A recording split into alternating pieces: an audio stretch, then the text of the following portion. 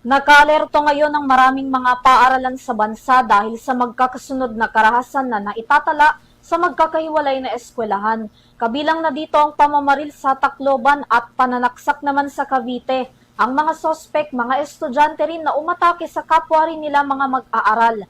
Ang ginamit ng mga itong armas, paano nga ba na ipuslit sa loob ng paaralan? Kasunod nito, kaliwat ka ng paghigpit sa bag inspection ng ginagawa ng mga school para matiyak na hindi na ito mauulit at wala nang mapupuslit na mga delikadong bagay. Tunghayan ang kabuuan ng balitang yan sa report na ito. Kasunod ng nangyaring shooting incident sa San Jose National High School sa Tacloban City kahapon, kung saan sangkot mismo ang mga estudyante na nakapagpuslit ng baril sa loob ng paaralan at namaril ng mga kapwa nila mag-aaral, mahigpit ngayon ay pinatutupad sa mga eskwelahan ng mandatoryong pag-iinspeksyon ng mga bag para tiyaking walang maipapasok na anumang bagay o armas na makakapanakit o nakamamatay. Sa inilabas na mga abiso ng iba't ibang paaralan sa buong bansa, gaya ng School Division Office ng Quezon City, mariin nilang kinonde na ang lahat ng uri ng karahasan, pang-aabuso at banta sa kaligtasan ng mga mag-aaral. Magsilbi raw dapat na zones of peace ang bawat eskwelahan na malayo sa anumang banta sa kaligtasan. Agad ding nagsagawa ang QCPD ng school visitation at security assessment sa ilang malalaking paaralan sa lungsod habang ininspeksyon din ang mga security measures na ipinatutupad sa paaralan, kabilang na ang mga metal detectors na kanilang ginagamit. Naglabas rin ng kaparehong anunsyo ang iba pang mga schools kung saan dapat munang dumaan ang lahat ng mga mag-aaral, guro, magulang at non-teaching personnel sa school entrance para sa routine entry checks ng mga gamit.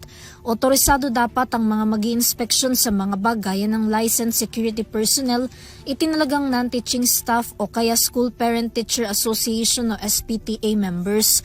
Non-contact din dapat ang proseso sa pag-check gaya ng paggamit ng electronic scanners, handheld metal detectors o search sticks, maliban na lamang kung kakailanganing suriin ng mabuti ang isang bagay na nakita sa bag. Kasama rin sa ipinagbabawal na ipasok o dalhin sa paaralan ang anumang uri ng explosive at hazardous materials, illegal na gamot o paraphernalia, vape, sigarilyo, lighter at alak. Kung may mga gamit naman para sa activity, dapat na otorisado ito at nakahingi ng approval at supervision.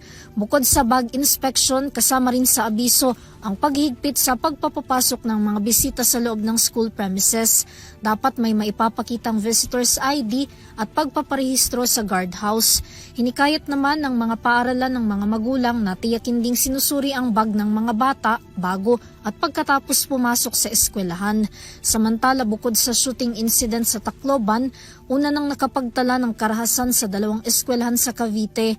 Una na riyan ng 7 estudyanteng nasaksak ng kanilang schoolmate noong June 16 habang kaparehong insidente rin noong June 19. Sa ngayon, kasalukuyan ng nakikipagtulungan ng Department of Education o DepEd sa Tacloban San Jose NHS, Philippine National Police o PNP at LGU para alalayan ng mga learners, guro at iba pang kawani na nakaranas ng matinding trauma, lalo na ang mga nagkaroon ng injuries at pamilya ng mga nasawi.